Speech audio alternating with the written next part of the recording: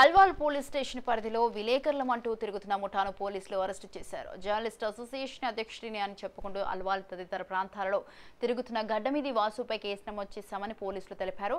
Alwal municipal సర్కిల్లో ఆధారాలు లేకుండా అధికారుల మీద అవాస్తవమైన వార్తలు రాస్తున్నారని చెప్పారు.